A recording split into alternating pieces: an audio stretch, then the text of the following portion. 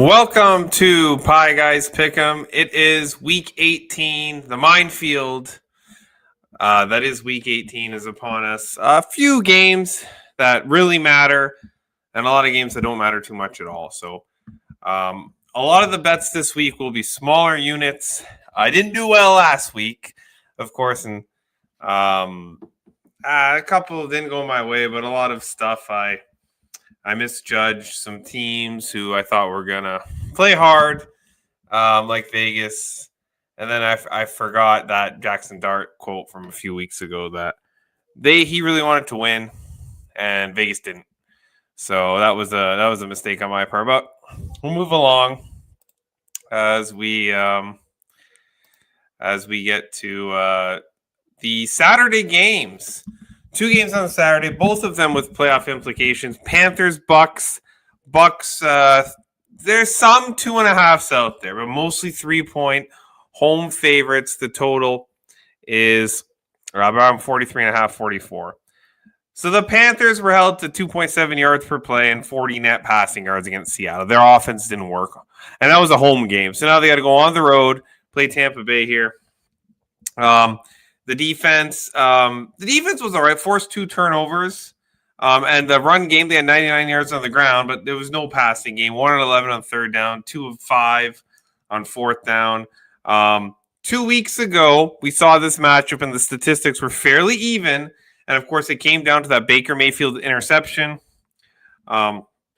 Tampa suffered an embarrassing loss. I mean, Quinn Ewers and the Miami Dolphins beat a team who was desperate for a win to keep their playoff hopes alive.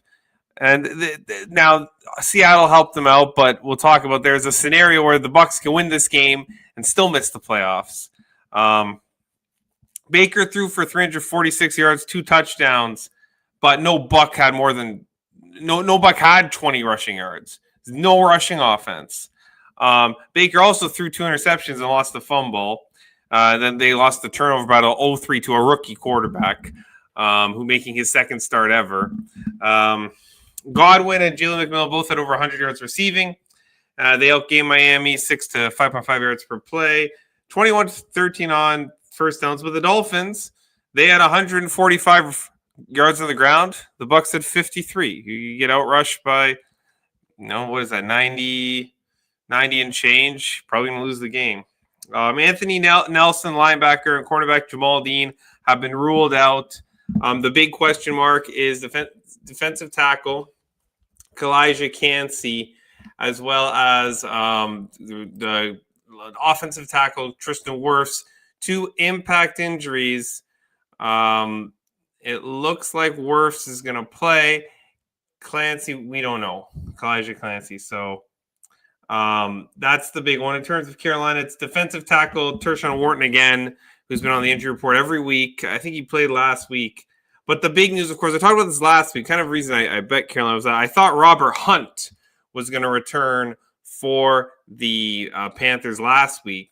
He did not. But it looks like he will return. There's a real shot they get star offensive guard Robert Hunt back, of course, former Miami Dolphin.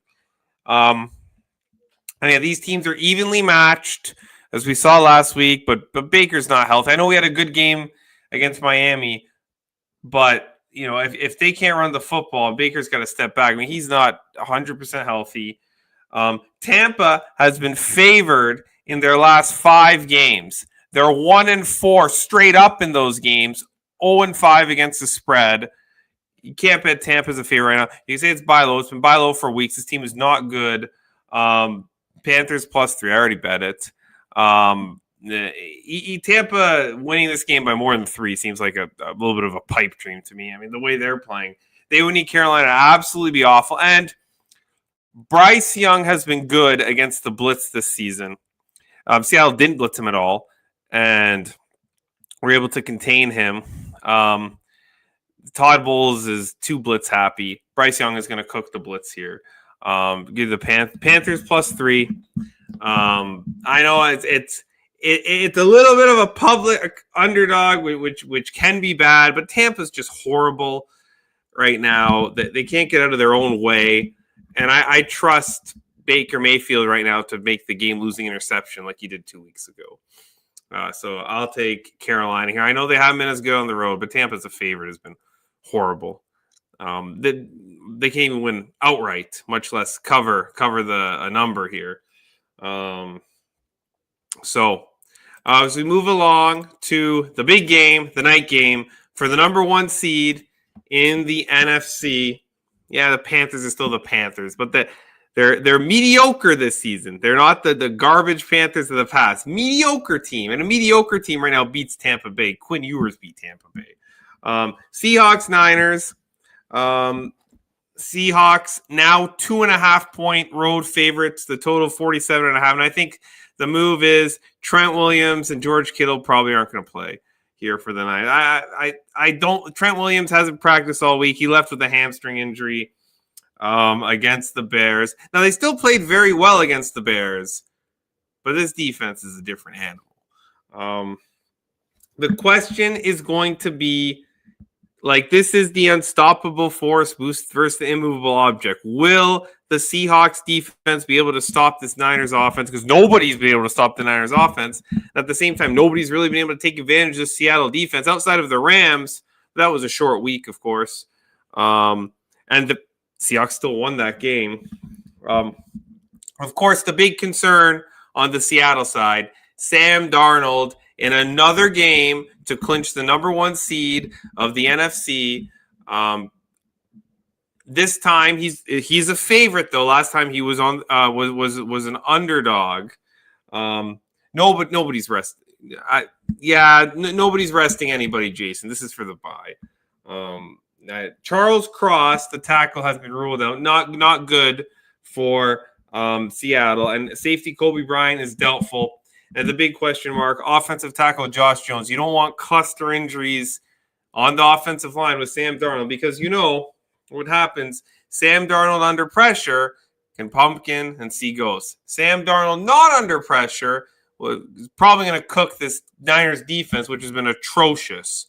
But despite that all, I mean, Purdy, McCaffrey, Shanahan are cooking. Can't be stopped. The run game has started to pick up. Now, that's against the Bears and the Colts. You know, I understand. Remember, before the Colts game, the run game didn't work at all for the most part. Now, the run game's starting to get going. So now this offense is even better. But, of course, the weakest unit on the field, I think, is the Niners defense. Now, there was progress last week. There were some blitzes by Robert Saleh that I really liked. Against the Bears that gave them the 1 or 2 stops they needed to win that game. But other than that, the Niners defense couldn't stop anything. And a few questionables, Ricky Pearsall, we mentioned Kittle, Kyle Juszczyk, Yetur Gross-Matos, the defensive lineman, and cornerback Upton Stout, all questionables for the Niners. The Seahawks, I mentioned their things. I tend to lean towards the better defense when it comes to these big matchups, because the defense the pressure is going to be on the offense, because I don't think their defense is going to stop Sam Darnold and company. Yeah, unless Salah's cooking up some really beautiful blitzes. But the line has moved. Like, I was going to bet the money line and I missed it, and I got to lay 2.5. And this could be a 1-point game. I've seen these NFC West games coming out at 1 point. I don't really want to lay minus 135 with the way the Niners offense is playing right now. So I think the bet is I will lay 2.5 with the Seahawks. I think the Sam Darnold is going to have time. You can't blitz on every play. The run game worked last week. I think it can work again here against this bad Niners defense. Take the pressure off Darnold. And we saw Darnold do it 2 weeks ago against the Rams. I think he can do it again against a worse defense. And I think the Seahawks defense is just too good. Like, this is a massive step up. I mean, the Niners have been playing bad defense after bad defense after bad defense. So I think the Seahawks will step up. I remember the first game, it took Darnold. Like, Darnold was horrible in the first game, and then the Niners only won that game, I believe, by 2. Or am I thinking the Rams game? Maybe I'm thinking the Rams game. What happened in the first game? I didn't write that down. Probably should have. take a look quickly here. Who won the first game? The first game was in Seattle. I think the Seahawks won that. Oh my goodness. Okay, this doesn't want to work out. But anyways, I think the Hawks win this one. The Niners defense, like the Niners defense is a playoff caliber. This is a playoff game. Sam Darnold just needs to not turn the ball over, and he'll be fine. And then the defense is just like the weakness for Seattle is the offense. The offense is still okay. You still have JSN. You still have good running backs, good run scheme, and Sam Darnold's capable if you don't get pressure up the middle. Where on the Niners side, that there's like what's there without Bosa? It's been horrible. Couple good blitz packages last week, so. Yeah, I'm on the Hawks. Only half a unit, though. Half a unit because it's a little expensive now, but I am on the Hawks here. If they meet, I would bet the Seahawks in the playoffs. The same thing. It's a playoff game. You bet the better defense. All right, now the other game that could determine the NFC South. As we get to some of these games are going to take a little bit longer on. Obviously, the last two meaningful games. And some of these games are going to go quick. This one we're going to take a little bit longer on because this game does matter, believe it or not. Saints-Falcons. Falcons 3.5-point home favorites. A total 44.5. If Tampa Bay beats Carolina, this game will decide the NFC South. If the Saints win, if the Saints win, the Bucks will win the NFC South. If the Falcons win, the Panthers win the NFC South because they'll force a three-way tiebreaker.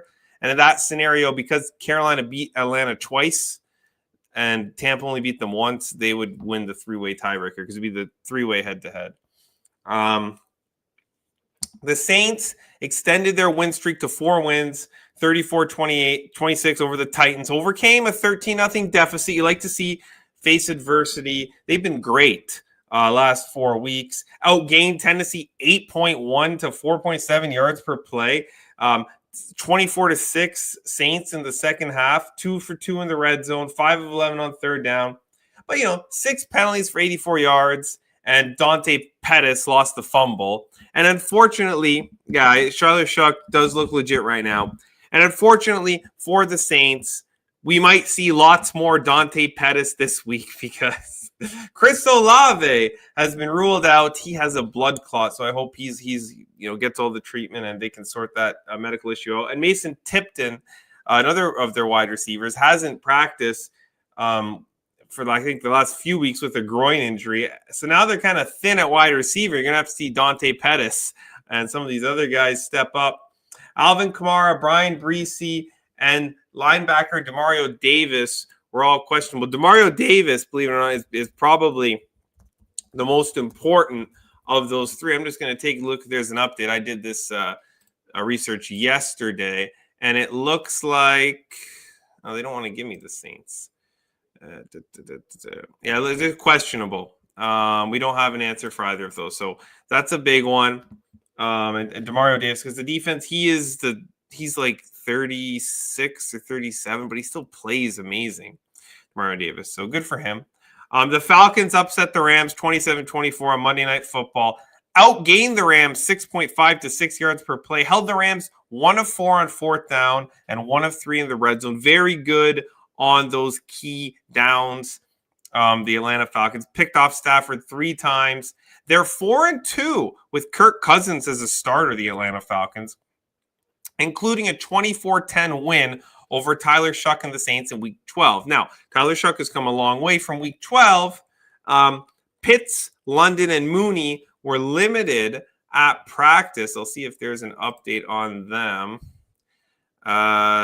They're all questionable. So, those are basically your 3 best weapons when it comes to the Atlanta Falcons. And Mike Hughes, cornerback, was placed on IR, so he will not play in this game. That's significant because, you're down Olave on one end, and now you're down Hughes on the other. Now, this line moved to 3.5 with the news of Olave, as well as the Falcons' victory over the Rams, and the fact that the Bucks need the Saints to win the division.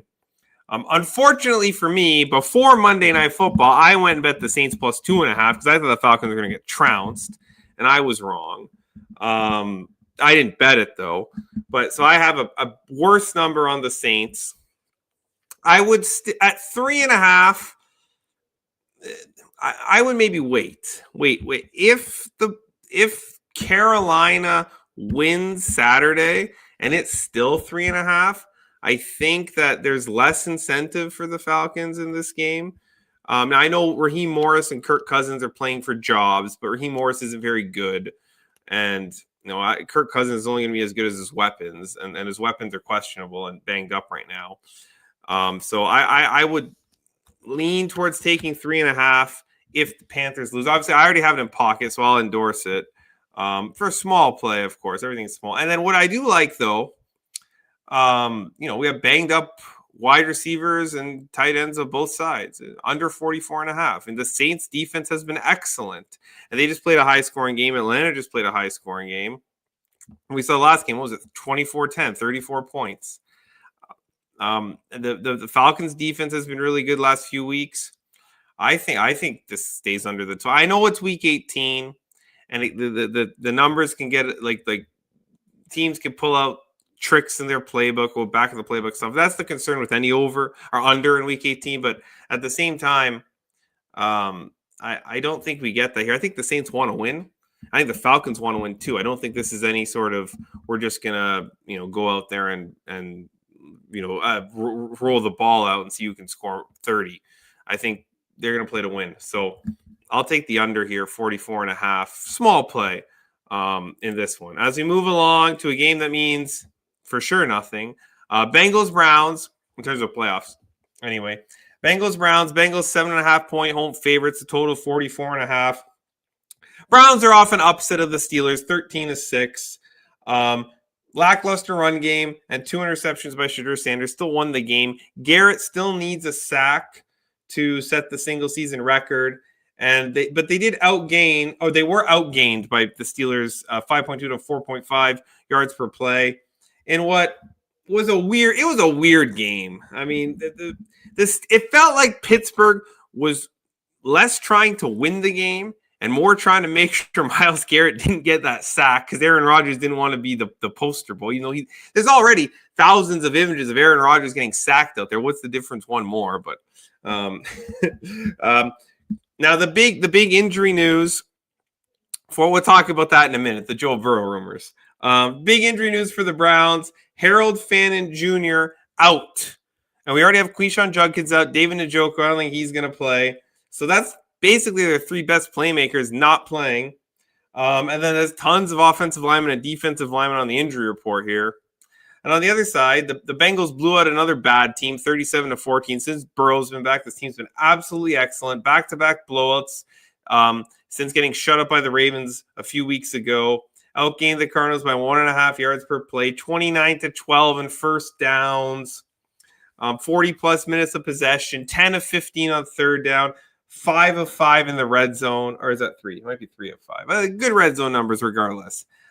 Injuries for them, Chase Brown, Joseph Asai, Charlie Jones, BJ Hill, all didn't practice Wednesday, Thursday. I wouldn't expect them to play in a meaningless game like this, but in terms of locker room quotes, DeMar Chase talking that there's obvious need for a change, but didn't say what it was. But he's talking about the defense clearly because the defense has been atrocious the whole season.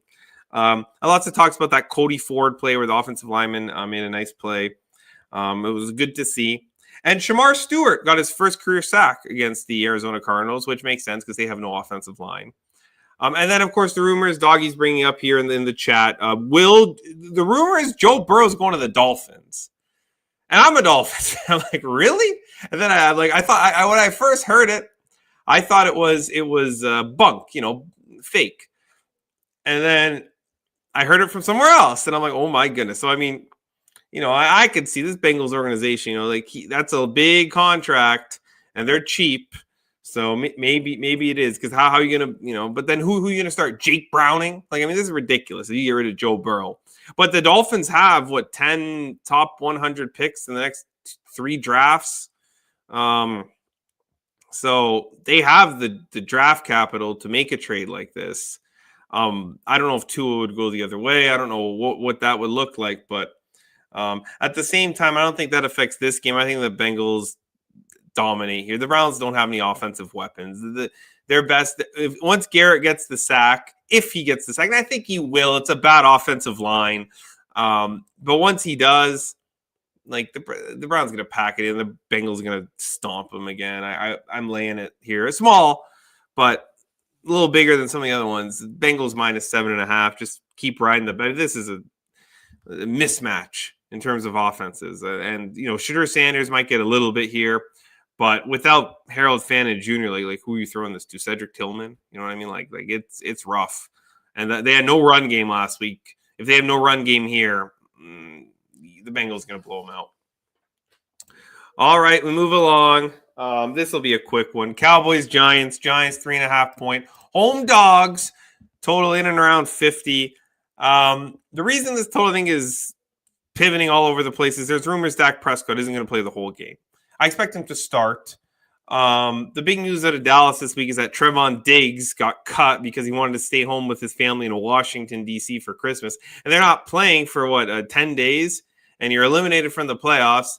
And the Cowboys said no, and he did it anyways and then he got cut, and now he's a Green Bay Packer. So good for him. He made the playoffs, I guess.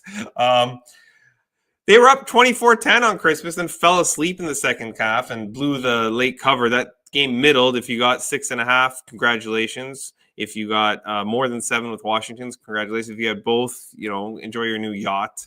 The Cowboys had 480 yards of total offense, 28 first downs, but only 8 of 20 on third down, but 6 of 6 on fourth, 2 for 2 in the red zone. The offense is great. The defense is atrocious, though. I mean, this defense allowed 8, I have the number here, 8 yards per play, over 8. Josh Johnson and the Washington Commanders averaged 8 yards per play against the sad Cowboys defense. That is absolutely absurd. And, of course, he had 11 penalties for 89 yards, typical Cowboys. On the other side, though, I mean, you really want to back the Giants off a loss? I mean, Jackson Dart finally got his win. This is a typical exhale spot. Now I think you really need to lose this game because you already lost to the Las Vegas. You already beat the Las Vegas Raiders. So at best, you're drafting. I think they could still get the first overall draft pick, but you need to maintain that you still stay in the top 5. You don't want to win another game here. And Wan'Dale Robinson isn't playing. And he got his 1,000-yard season. He had 113 yards last week. He's out this week. Dart was all right, 22 of 30, 270 yards, no touchdowns, no picks. Outs for the Giants, Theo Johnson, Javon Holland, the safety, Cordell Flott, the cornerback, and Raheem Nunez, Rochus, all ruled out. Can't bet Dallas. Their defense is horrible. Plus, they might not play the whole game. Also, a ton of injuries on the Dallas side. Overshawn, linebacker, cornerback Revel Jr., tight end Jake Ferguson, running back Javonte Williams, and left guard TJ Boss, all questionable, meaningless game. Probably unless it's really minor, probably not playing. If you like Dallas, I think I would just play the team total in the first half. And I consider that, but I don't even know how long Dak's going to play. He might, does he even play the whole half? So, I mean, the Cowboys offense should do what they want here. And the Giants offense should do what they want. But I don't know if they want to score too much because, again, we have draft positioning. So this is an easy pass. As we move along, Colts, Texans, 10.5 point. Home favorites, a total 39. The Texans win this game. They are the 5 seed. If the Jaguars win as well. If the Texans win and the Jaguars lose, the Texans will jump and win the division. So the AFC still up for grabs. But, of course, the Jaguars are playing the Titans. So, And then, of course, do you really want to be the 5 seed? Like, in the NFC, you want to be the 5 seed because you're either playing Tampa or Carolina. Right? They're going to be the worst power-rated team in the playoffs. Both of them, the Panthers are the Panthers, as Johnny said in the chat, and the Bucs have been horrible for weeks. I want to be the 5 seed in the NFC. In the AFC, if I'm the Texans, do I really want to play Baltimore or Pittsburgh? Those aren't great matchups for me. I'd much rather play Jacksonville or New England or even Denver. I don't want to play Baltimore or Pittsburgh. Baltimore's whooped them in the playoffs before. Those are teams that don't want to grind out wins, and that's kind of the Texas strength. So I'm not exactly certain I want to be the 5 seed if I'm the Texans if I don't win the division. So a little bit of motivational question marks here. the Texans beat the Chargers with big plays. They got 20 points without running a play in the red zone. It was a weird game. There were brain farts on both sides, bad interceptions. The Chargers dropped 2 touchdowns, I think. There was a pick and then a pick back. 8 penalties for 70 yards. Texans, big penalty team. But they were fairly dominant for most of the first half until we got to those last 2 minutes that were real weird. But the Chargers made enough mistakes.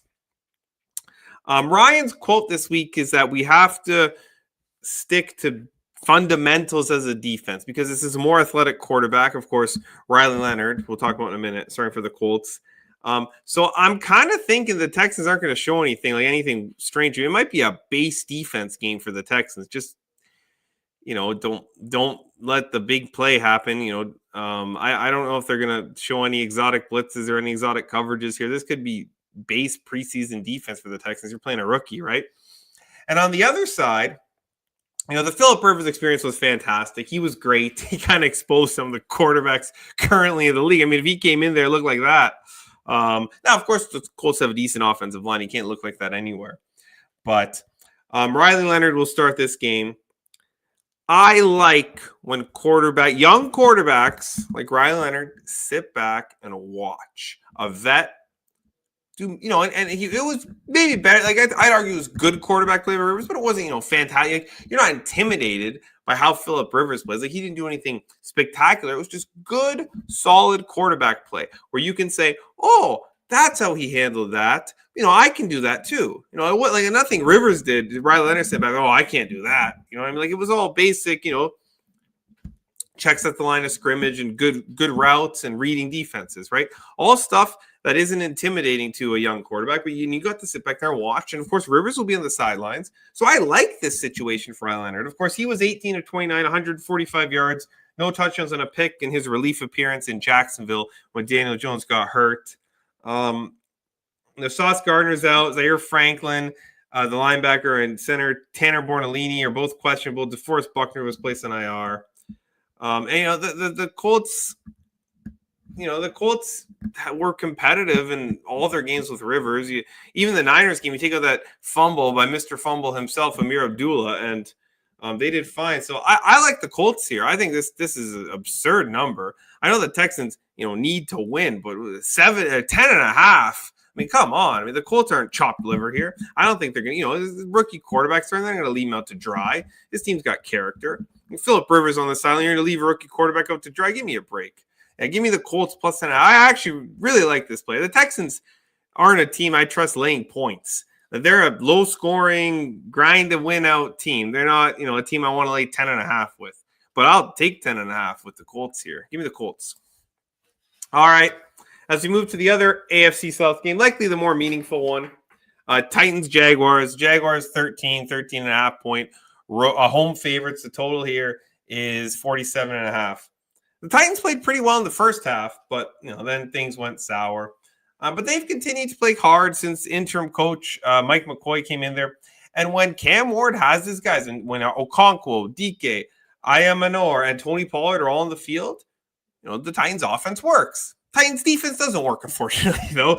They got gashed. 8.1 yards per play for Tyler Shuck and the Saints. I mean, my goodness. Ward was 21 of 40, 251 yards, 2 touchdowns. In terms of injuries, cornerback Jalen Armour Davis, tight end Gunnar Helm, linebacker Arden Key, wide receiver Van Jefferson, and linebacker Oluwafemi Oladeju all ruled out. They're not playing. Cam Ward, we'll start with the good news for the Titans. Cam Ward is going to be a rookie quarterback who starts every game. All 18 will be started by Cam Ward. That's good news for the Titans. He looks like you got at least a franchise QB for the foreseeable future. The bad news for the Titans, the rumor is they're interested in hiring Matt Nagy as their head coach. Oh, that's going to be great. That's just what you need with a young rookie quarterback. Matt Nagy to come screw everything up. Yeah, that Titans. That's the Titans for you. Meanwhile, the Jaguars, they're in a bit of a fight with the Colts. Talking about the Colts being in every game. They outgained Indy 5.4 to 3.7 yards per play. We're 7 of 14 on third down, 1 of 2 on fourth. But 2 of 3 in the red zone. 2 of 5 in the red zone after being 4 of 5 against the number 1 red zone defense against Denver. It wasn't the best game, but they were good. They should have won that game. They covered if you got the 5.5. Parker Washington with another game over 100 yards. His receiving yards this week is 47.5, and I might bet some Parker Washington. I know the 1 week I bet him he did nothing, and now he's had back-to-back 100-yard games. But they're covering when you have Brian Thomas Jr. and Jacoby Myers out there. He gets lost in the shuffle, and he's been really good. For injuries on the Jags side, Greg Newsome, the cornerback they got from the Browns, and the nickelback, Moteric Brown, are questionable. So injuries in the secondary. Titans have done a good job running the ball and stopping the run. And in the previous matchup, even though they lost 25-3, they stopped the run and they were able to run the football. But the game got away from them. Jaguars have 4 of the 5 offensive linemen are questionable for this game for Jacksonville. I'm leaning Titans here. I kind of want to take the 13.5.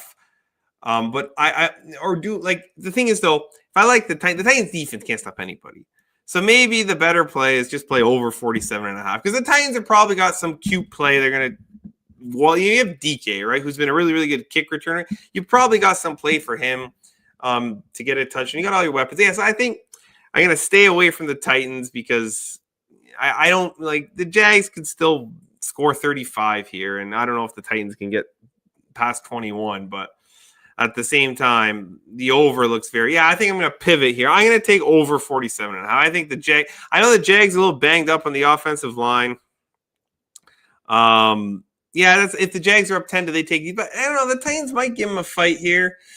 I'm torn between the Titans or the over. So maybe I'll split it up. A little bit on the Titans, a little bit on the over, and a little bit on Parker Washington over 47.5. I think that's going to be the play. Because I think the Titans can score, and I think that they're not going to lie down.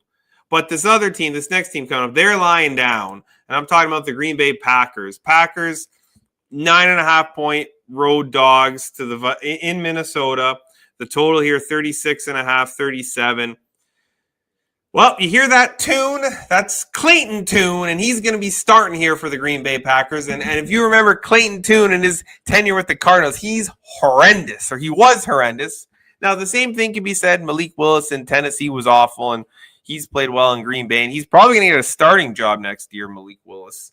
But it will be Clayton Tune. And, don't worry, if Clayton Tune gets injured during the game, the Packers have signed Desmond Ridder to back him up, so it could get from bad to worse in terms of the Packers quarterback position. Donovan Jenkins, the tackle, linebacker Nick Neiman, and Jonah Williams are the only players who have been ruled out. Zach Tom, questionable. Dontavian Wicks is doubtful. I don't think there's going to be many starters on the field here. The Packers are locked into the 7. They did the same thing last year. They didn't start anybody. The Packers... So the last 2 games, the Packers didn't punt. And they lost both games. The last 6 teams not to punt in back-to-back games were a combined 12-0 in those games. And the Packers are 0-2. So that's the state of the Packers right now. And they're laying down. And they're injured. And yeah. And on the other side, J.J. McCarthy wants to play. He's starting for the Vikings. They win this game, they'll be 9 above 500, despite a horrible start. If the Packers didn't tie the Cowboys, this game would be for the division. I don't think McCarthy's a bust just yet because this is basically his rookie season, and he's shown glimpses. So he's definitely better than Max Brosmer, that's for sure. The Vikings defense is going to play hard because Brian Flores is looking for a contract extension, whether he gets a head coaching job or the Vikings give him a nice contract extension. I don't know what will happen, but Brian Flores is going to get paid in the offseason, I would expect. And so I expect the defense to continue to absolutely destroy Clayton Tune, and the Vikings can score 14-21 here. The Packers defense is not very good right now, especially when they're resting guys. Aaron Jones TJ Hawkinson, tight end, and the other tight end, Gavin Bartholomew, are all ruled out. Packers aren't trying. Vikings are going to try. Vikings minus 9.5. They blow the doors off this team. Clayton Tune is horrible. If LaFleur does it again, I'll eat the loss. But the Vikings should run away. You saw what the Vikings defense did to Jared Goff last week behind an injured offensive line. Let's see what they do to Clayton Tune here. It's going to be a nightmare. And maybe I'll look for a Vikings defensive touchdown prop because there's going to be turnovers here from Mr. Clayton Tune. All right, we move along. These games. Before we get to the 4 p.m. window, the return of Johnny's prop report. He gave me some props today. Shout out to the prop man himself. And he likes, I'll put them up on the bottom here, Cam Ward.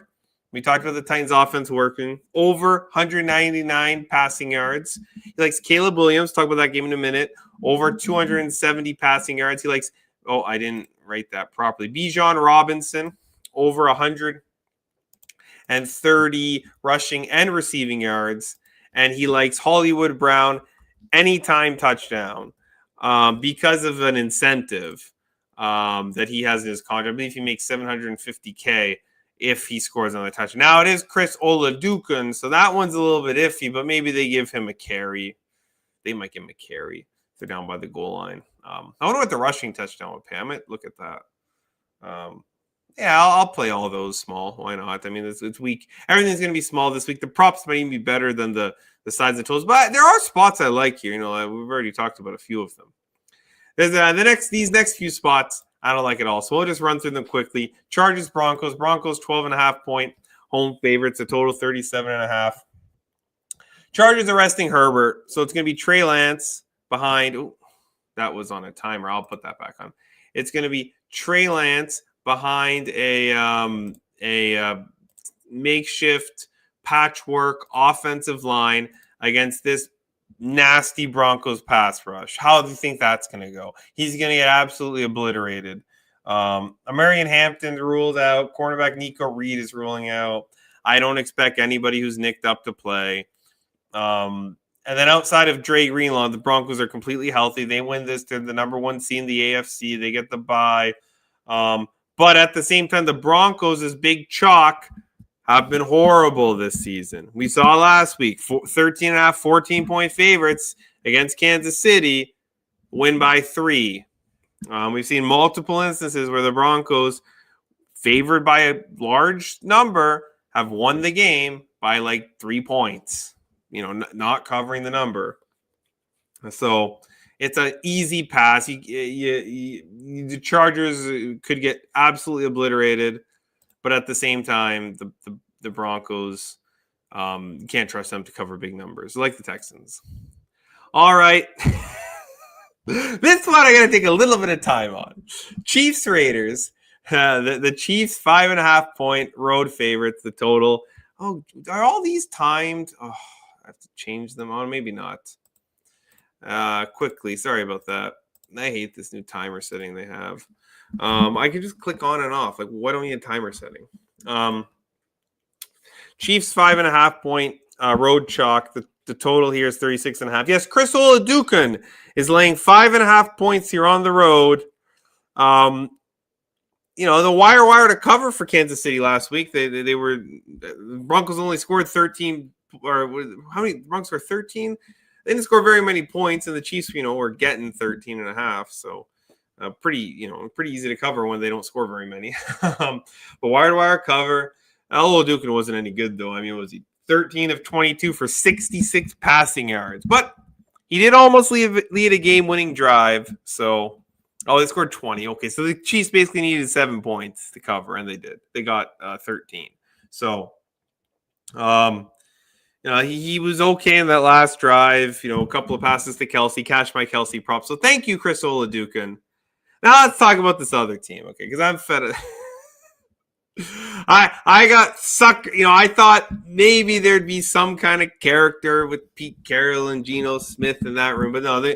This team is in 100% tank mode, and it's not that the players aren't trying on the field. It's that without Colton Miller, Brock Bowers, Max Crosby, and Ashton Genty, they're good players. This team is inept, absolute horrible. You might be able to find 22 guys in the parking lot of Raiders Stadium, and they could put up a fight against this Raider team. Gino was throwing his picks again. He's not going to play in this game. It will be it will likely be Kenny Pickett will start the game, right? And then if I don't know, if something happens to him, maybe we see Aiden O'Connell. The Raiders team go from bad to worse. All the offense last week was Genty, Mayer, and Tucker. And just when you thought the season couldn't get more embarrassing for the Las Vegas Raiders, their 6th round quarterback, Cam Miller, who was on their practice squad, just got signed this week to the Miami Dolphins. You're tanking. You're not starting your guys. How do you let a prospect get signed by another team? Like what? Like another organizational disaster. This whole organization is a complete and utter joke. Crosby, hopefully he gets on the first train out of Vegas as soon as the season's over. Bowers, this team is right now. It's in the. I'd say it's in a pit, but I don't know. It might be at the center of the earth at this point. This Raider team is a joke, complete and utter joke. But at the same time, I can't lay 5.5 with Chris Oladukin on the road, so it's an easy pass. This total might be too high. I mean, maybe you play under 30. But at the same time, the Vegas defense can't stop anything. The New York Giants put up 34 points on you guys last. It was horrible. I watched a decent amount of that game, and you could tell as soon as the Giants got to 14, I'm like, yeah, this game's over. And the Raiders didn't get to 14. Yeah, and the Giants still got 20 more. So, yeah, this team is they're actively trying to lose it. For them, when your players outside of, a few, maybe 5-10 guys are horrible, are that bad, it's not that hard to tank, and they need to lose to secure the number 1 pick. So, yeah, the Chiefs probably win this game. But I'm laying 5.5 with Chris Oladukin. No, thank you. Hey, if you're brave enough to do it, by all means, I would lay 12 points with Chris Oladukin. I lay 13.5 with Chris Oladukin before I'd bet the Raiders here. So maybe the line's cheap. I don't know. But I don't have to bet every game, and I'm not. Another game I'm not betting, Jets-Bills. Bills 7.5-point home favorites. The total's 37.5. Aaron Glenn continues to spew this lie that Brady Cook is their best chance to win. And he start when clearly you're starting him because you're tanking. Brady Cook right now looks worse than Tim Boyle out there. I never thought I'd say that in my lifetime. Find somebody worse than Tim Boyle. But here he is, Brady Cook. And of course he's a Jet. Your argument that Brady Cook gives you the best chance when you played the Patriots in Foxborough, you lost by 13 with Fields. You played him at home with Brady Cook, you lost by 32. But he's your best chance to win. Sure he is. Breece Hall had a good game, and he should have a good game here, but I don't think he's going to play. He's questionable. And I don't think he's hurt. I think they're just tanking. Jets have already ruled out 6 players. I'm sure anyone else who comes to them with a broken fingernail is going to be out too. Anyone good anyways. The Bills offense didn't look good for 3 quarters against Philly, but they were still a 2-point conversion away from winning the game. Something to keep note of going into the playoffs with the Bills. Their second half defense, the second half defensive adjustments have been excellent. They shut out the Eagles last week. They remember the Patriots, they came back against them. Bills' second half could be a bet in the playoffs with the way they have been making, especially when they're down, with the second half adjustments that they've been making. They outgained the Eagles by 1 yard per play. In terms of injuries, Terrell Bernard, linebacker, defensive tackle Daquan Jones, and safety Jordan Poyer ruled out. Josh Allen may play. I think he'll probably start, and I don't think he plays the whole game. The Bills can move up to the 5, but again, do you really want to play Baltimore or Pittsburgh? There's a 58% chance they play the Jaguars in the playoffs. So we might see Trubisky. Maybe hopefully, I think Allen's going to start, But as soon as Allen comes out of the game, we get Trubisky. Maybe you live bet the Bills again. Their second half adjustments have been good. It might be a second half play on the Bills here when Mitch Trubisky comes in, because Trubisky can score on this Jets defense. They're awful.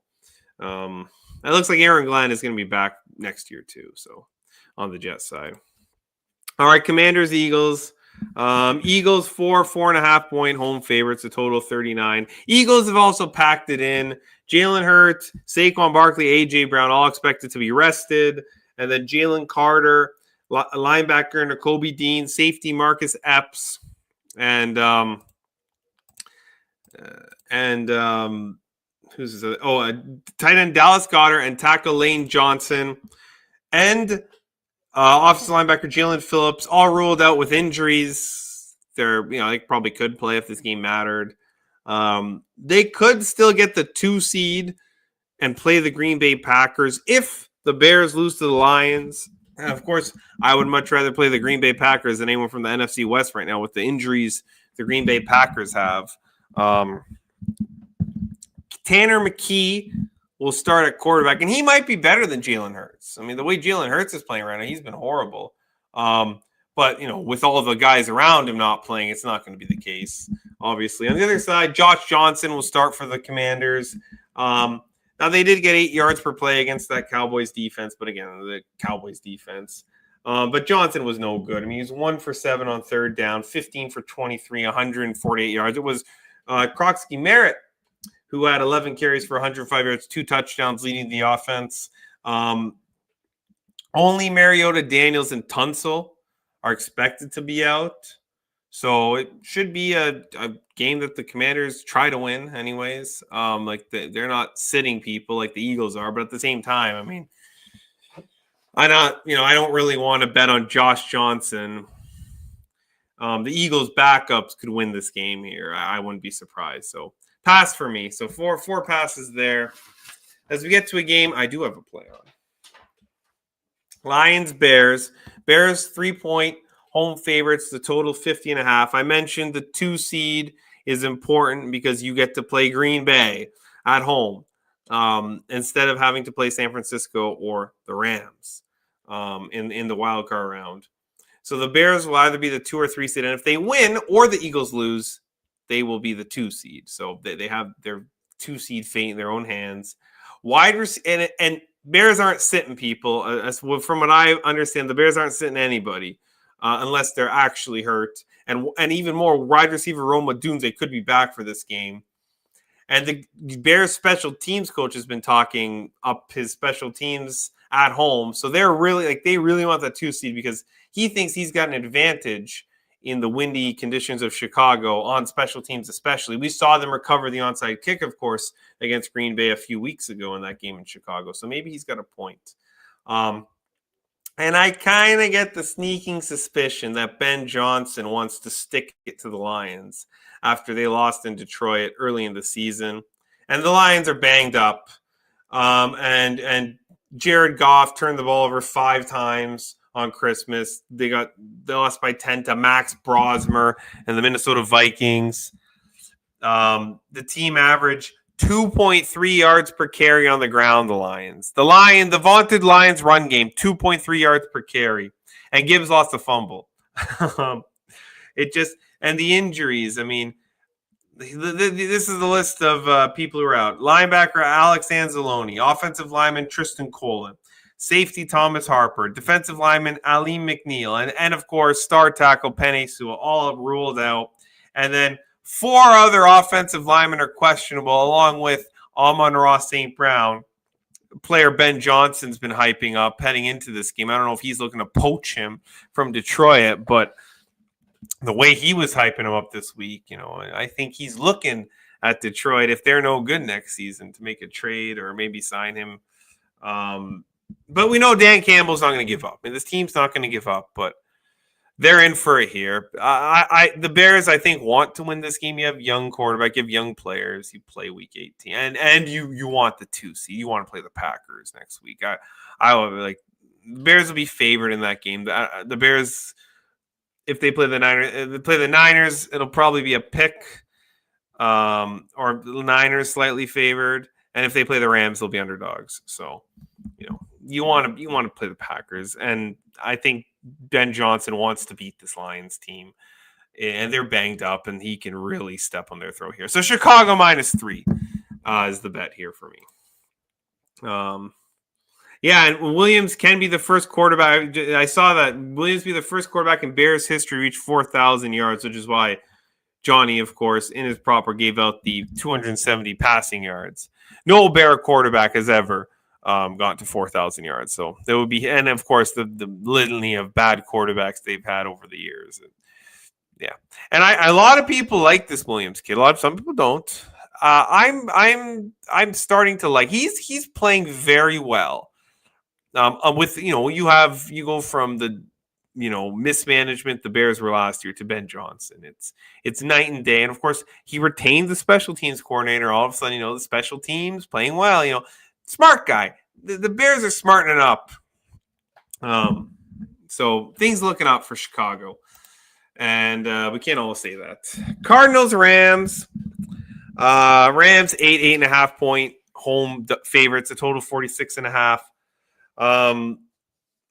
The Rams lost back-to-back primetime games, and they allowed Atlanta to run for 219 yards.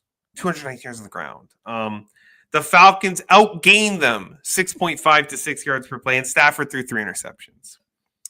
In terms of playoff importance, if the Seahawks win Saturday, the Rams beating the Cardinals would jump them from the 6 to the 5 seed. And, of course, the 5 seed gets to play Tampa Bay or Carolina. So I would be very interested in having the 5 seed. The Rams will be like 7-point road favorites in that game. And, of course, the loser will have to play Philly or Chicago. And we know what happened when the Rams went up the cold weather last year to Philadelphia.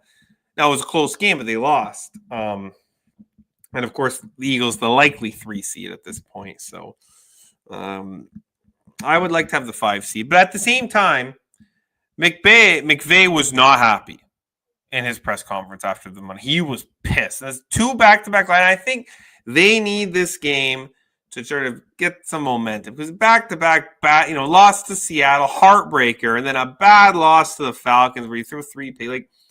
And here comes this beat-up Cardinals team on a silver platter. This is a get-right spot for the Rams. And McVay said, no matter what happens, now, coaches lie. Shanahan's a big liar. But I don't know if McVay's lying here. He says he's playing the starters regardless of what happens in San Francisco. San Francisco and Seattle. And I agree. I think he will play the starters for at least some of the game. Now, the other side, I didn't even bother looking at the Cardinals injury report this week. I'm just assuming that there's 15,000 people on it again. And now Walter Nolan is going to undergo surgery. His season's over. They got stomped again by the Bengals, outgained by 200 net yards, 1.5 yards per play. We talked about 12 to 29 first downs. Just a beat down. Now here comes another high-powered offense and a better defense. So, for me, the bet here, Rams first half -6.5 because I think Stafford starts the game. I don't know if he'll finish it, but I think this game gets out of hand early. Like the Rams first half, they should be up by a touchdown. The Cardinals are coming in against an angry monster, and they're gonna get their heads bashed in. So yeah, Rams first half -6.5 is the official play there. All right, one more meaningless game, and then, of course, the big one. Dolphins, Patriots. Patriots, 11.5 point. Home favorites, the total 45.5. The Dolphins and Quinn Ewers are coming off a win. So it's going to be tough to back them here, off a win. Your first win against the Tampa Bay Buccaneers. And, oh, by the way, all their good players are either out, doubtful, or a lot of their good players out, doubtful, or questionable. Minka Fitzpatrick ruled out. Devon Achane doubtful, and then a lot like some O-linemen that are pretty good. Waddle's questionable. Miami might be packing it in. On the other side, the Patriots need to win to secure the 2 seed, and they still have a chance at the 1 seed if Trey Lance pulls off the upset against Denver. So I wouldn't hope on that. But, you want the 2 seed, obviously, instead of the 3. because Jacksonville can still pass them because they have a win over the Broncos. I think that is the tiebreaker there. The Patriots, I think the Patriots have played the easiest schedule in the league, so they have no strength of schedule tiebreakers. The Patriots notably have not been as good as home. They haven't on the road. I think they're 8-0 on the road. They're like 5-3 at home or something like that. So, Patriots been road warriors. Not been too good at Foxborough. Linebackers Harold Landry, Robert Spillane been ruled out, along with defensive tackle Kyrus Tonga and Jared Wilson, and of course Stephon Diggs has in some legal battle right now. I haven't actually looked up his status towards this game. I doubt he's going to play here. He's facing felony charges of strangulation. I guess he's gonna play. No designation. I would have him go deal with that. But so it looks like Stephon Diggs is gonna play, but that's a major distraction. And we got a team like the Dolphins who, are sitting some guys, but they got a little bit of momentum on their side, and they're catching 11.5 in a divisional game. And then you got a team who needs, kind of needs to win to maintain the 2 seed. They've already clinched the division, but they got some injuries on defense, and you got a big distraction in terms of Stephon Diggs, and you're laying 11.5. Yeah, that's not a bet-on situation. So this is the biggest pass on the board. This is our first game. Like I said, I would only bet Miami, but not with the guys who are out. If everybody was playing, and you got the Diggs situation, I'd say, oh yeah, and especially if they didn't win last week. But because they won last week and now they're fat and happy and they're sitting guys, it's who knows what's going to happen here. So the easiest pass on the board. All right, Sunday Night Football, the last game of the regular season, and of course I have a bet on this game. It's the last game of the regular season, standalone. You gotta have something. And it is the Baltimore Ravens at the Pittsburgh Steelers. No caveats here. The winner of this game will win the AFC North. The loser misses the playoffs. And will host a home playoff game.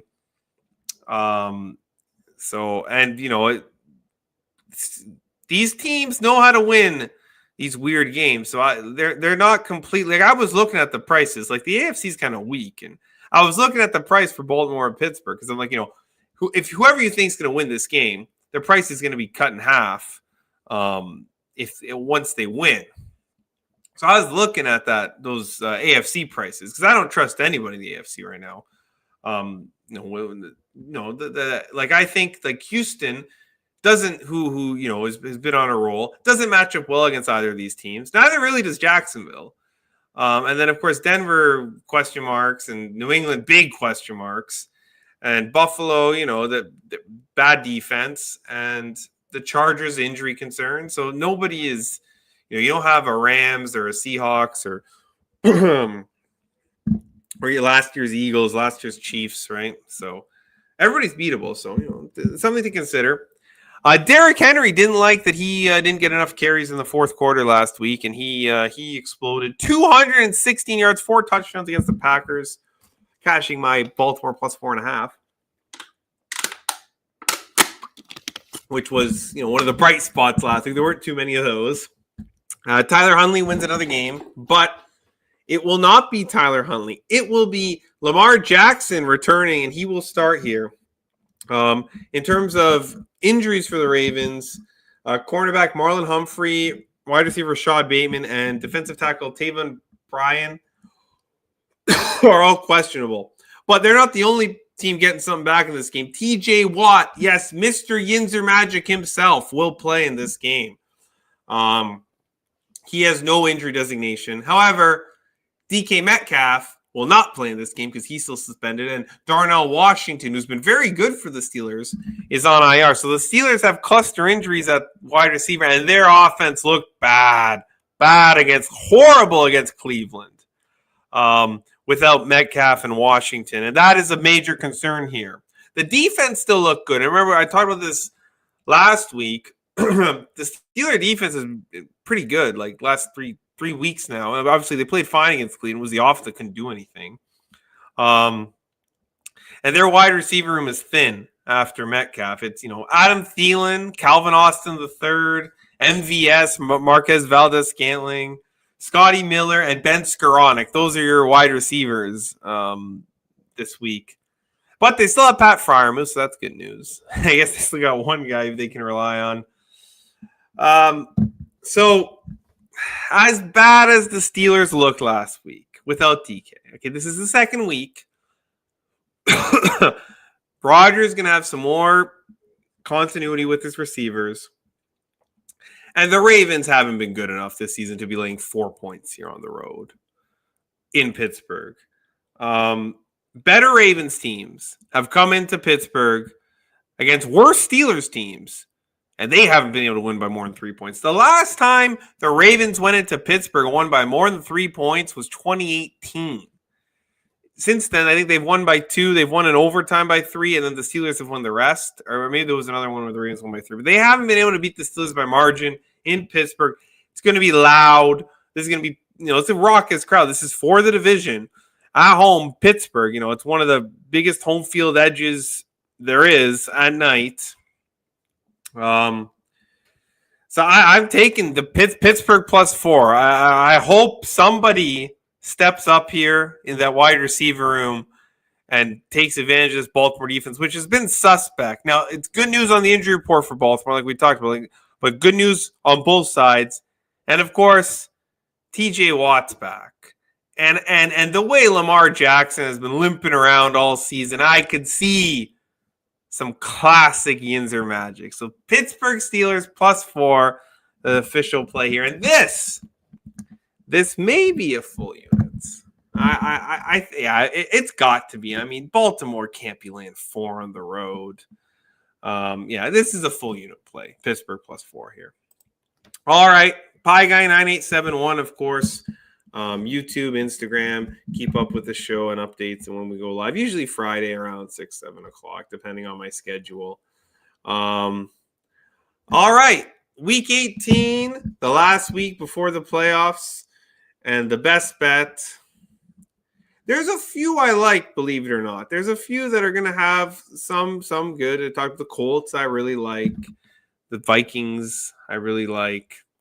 But I'm going to go to the game we just talked about. Pieguy's best bet. Baltimore hasn't done it in, 8 years now? 2026 now? They haven't won a game in Pittsburgh and more than 3 in 8 years.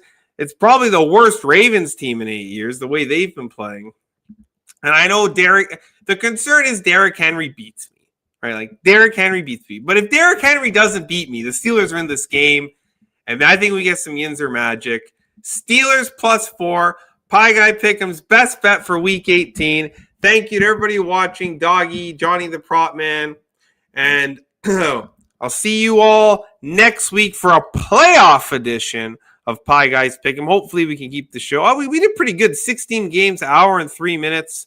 So it should be a little bit of a shorter show. We can get more in depth into these games. I'll have more information for you guys to digest. So Steelers +4, best bet. Thank you all for watching. And I'll see you all next week for another edition of Pieguy's Pick'em. Goodbye.